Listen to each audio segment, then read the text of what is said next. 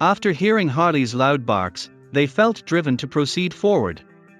Without understanding what was ahead, Matty and Jesse continued. When Matty touched his shoulders, Jesse was afraid. Matty yelled that he understood what this was, but he couldn't disguise his nervousness from his best friend.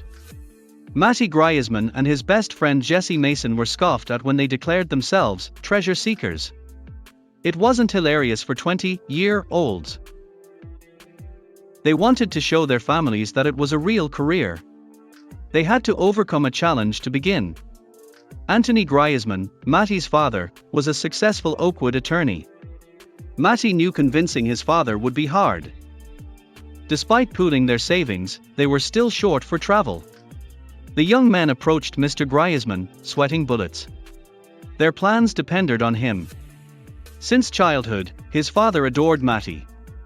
They were intergenerational clones with dark hair and startling brown eyes. Mr. Griezmann always lamented Matty's career choice. Matty knew what to do. Jesse was shorter and quieter than Matty. Get a haircut, Mr. Griezmann would say. Asking for money was intimidating. Jesse wanted to side brush his hair to make it look shorter. Matty planned to negotiate with his father. Neither knew if it would work.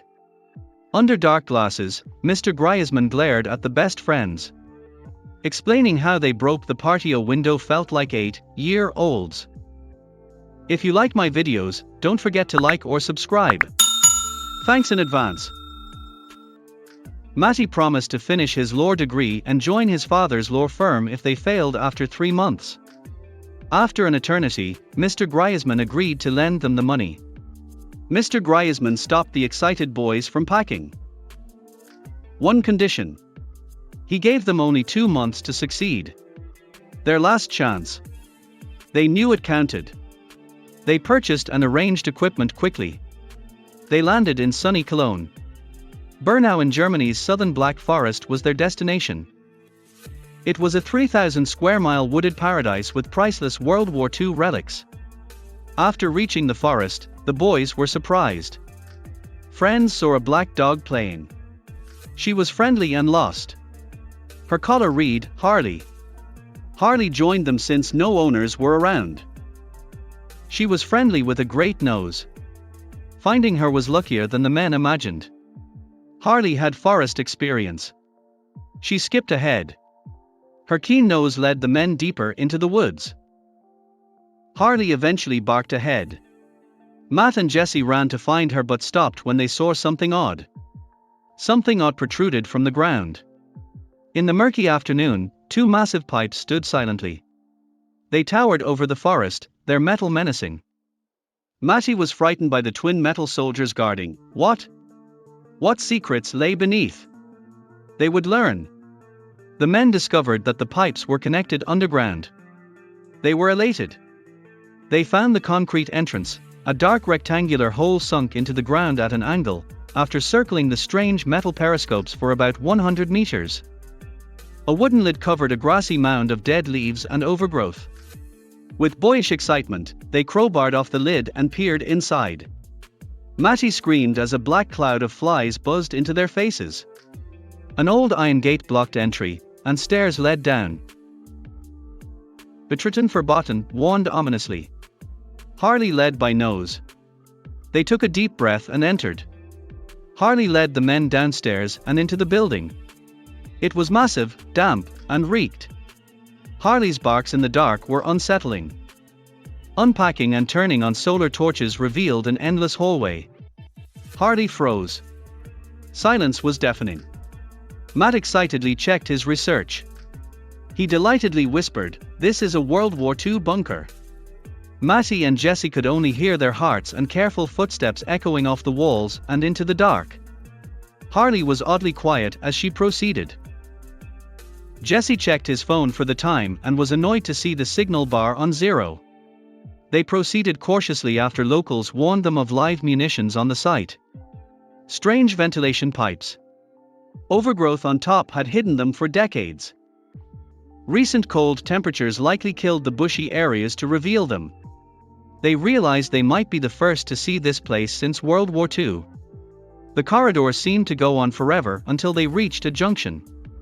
Jesse advised against unnecessary turns to avoid getting lost. Matty feared being trapped in the concrete labyrinth for hours. They continued without speaking. Jesse saw something green and shiny on the floor. They recognized the shiny object as they approached.